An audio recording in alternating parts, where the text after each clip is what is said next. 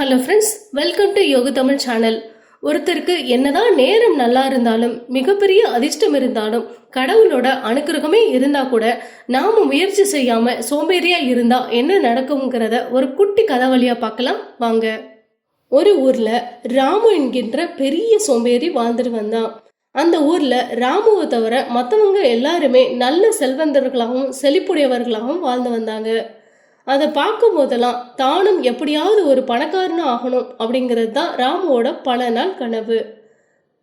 அந்த சமயம் ஒரு நாள் முனிவர் ஒருவர் அந்த ஊருக்கு வந்ததை கேள்விப்பட்டு ராமு அந்த முனிவரை சந்திச்சான். ஐயா, நான் எவ்வளவுதான் கஷ்டப்பட்டாலும் என்னால வாழ்க்கையில முன்னேறவே முடியல. அதனால குறுக்கு வழியில சீக்கிரமா முன்னேற ஏதாவது ஒரு வழியை நீங்க தான் சொல்லணும் அப்படின்னு கேட்டான். இதை கேட்ட அந்த முனிவரும் சிறிது நேரம் கண்ணை மூடி தியானம் செஞ்சுட்டு கண்களை திறந்தாரு. கவலைப்படாத, உனக்கு மிகப்பெரிய அதிர்ஷ்டம் லாட்ரி வழியா கிடைக்க போகுது. நீ எந்த அளவுக்கு கடவுளை வணங்கி வேண்டியோ அந்த அளவுக்கு உனக்கு பணம் லாட்ரியில கிடைக்க போகுதுன்னு முனிவர் சொன்னாரு. அதை கேட்ட ராமுவுக்கு சந்தோஷம் தாங்க முடியல. அந்த நாள்ல இருந்து ராமு கடவுளை தவறாம வழிபட ஆரம்பிச்சான். கோயில் கோயிலா போனான், பக்தியில மூழ்கியே போயிட்டான். தான் செல்வந்தனாக மாறப்போற அந்த நாளுக்காக எண்ணி சந்தோஷப்பட்டுக்கிட்டே கடவுளை விடாம பூஜை செஞ்சுட்டு வந்தான். லாட்டரியில பரிசு வெல்றதுக்கான நாட்கள் செஞ்சதை தவிர ராமுவோட வாழ்க்கையில எந்த மாற்றமும் வரல.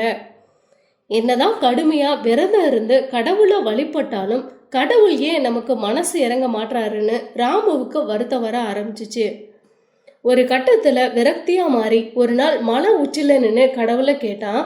கடவுளே, நான் இவ்வளவு நாளா உன்னை உருகி உருகி வேணுனே, நீ மனசு இறங்கல, எனக்கு இறக்கமே காட்ட மாட்ற. எனக்கு லாட்ரியில பரிசு விழலைன்னா நான் மலை உச்சிலேருந்து கீழே விழுந்து இறந்துருவேன்னு சொல்லி கீழே விழுந்து இறந்து உயிரை மாச்சிக்கிட்டான். அதே கோபத்தோட விண்ணுலகம் போன ராமு அங்கேயும் விடாம கத்திக்கிட்டே இருந்தான். கடவுளே, நீ ஏன் என்னை ஏமாத்துற? ஏன் எனக்கு பரிசு விழல? நான் உன்னையே உருகி உருகி உண்மையாதானே வேண்டினேன், நீ ஏன் என்னை ஏமாத்திட்டேன்னு திரும்ப திரும்ப கத்திக்கிட்டே இருந்தான். இதை பார்த்துக்கிட்டு இருந்த காவலாளியும் ராமு கிட்ட என்ன நடந்துச்சுன்னு கேட்க, ராமுவும் நடந்த எல்லாத்தையும் சொல்லி முடிக்க, இப்ப கடவுள்கிட்ட காவலாளியும் ராமுவும் சேர்ந்து கோபப்பட ஆரம்பிச்சாங்க. இவ்வளோ பக்தியா இருந்த ஒரு அப்பாவிய ஏமாத்த உங்களுக்கு எப்படி மனசு வந்துச்சு அப்படின்னு ராமுவோட சேர்ந்து காவலாளியும் கடவுளை கூப்பிட ஆரம்பிச்சான். அப்போ வெளியே வந்த கடவுள் அவங்கள அமைதியா இருக்க சொல்லிட்டு என்ன பிரச்சனைன்னு கேட்க தொடங்குறாரு. ராமுவுக்காக அந்த காவலாளியே கடவுள்கிட்ட கேட்க ஆரம்பிச்சான். ஐயனே, நீங்க பண்ணது நியாயமா? உருகி உருகி வேண்டுதானே, நீங்க அவனை ஏன் ஏமாத்துனீங்க?